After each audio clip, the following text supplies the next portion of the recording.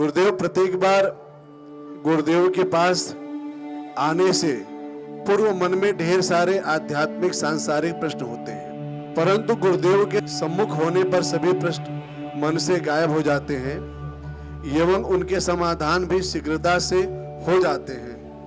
यह क्या विज्ञान है? सुरेश चंद्र शर्मा, कोटा, राजस्थान से यह प्रश्न है गुरुदेव। वास्तव में मेरा उद्देश्य प्रश्नों का उत्तर देना है ही नहीं। आप हैरान होंगे, मेरा निशाना कहीं और होता है, निगाह कहीं और होती है। कहा है ना, कहीं पर निगाहें कहीं पे निशाना। निगाहें आपके प्रश्न पर रहती हैं, लगता है आपके प्रश्न का उत्तर दे रहा हूं। वास्तव में मेरा निशाना, मेरा उद्देश्य सिर्फ यही होता है कि कैसे तुम प्रश्न शून्य हो जाओ, प्रश्नों से मुक्त हो जाओ।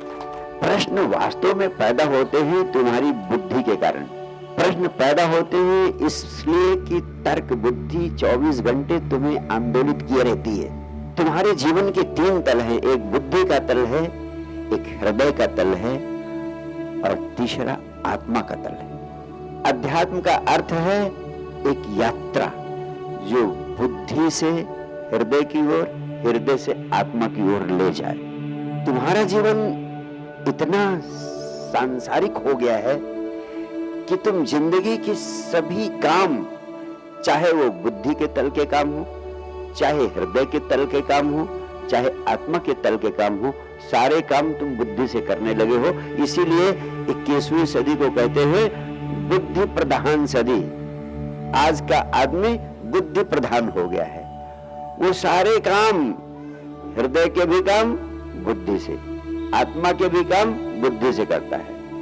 प्रेम, आजकल प्रेम भी लोग बुद्धि से ही करते हैं। उनको लगता है कि वो प्रेम करते हैं, वो प्रेम का सिर्फ विचार करते हैं, प्रेम की सिर्फ चर्चा करते हैं, प्रेम की सिर्फ बातें करते हैं। और इतनी बार I love you, me too, I love you, me too इतनी अधिक बार होता है कि उन्हें भ्रम हो जाता है कि हम प्रेम में पड़ गए, जबकि वास्तव में प्रेम का सिर्फ विचार करते हैं वो हृदय, खोपड़ी से, बुद्धि से।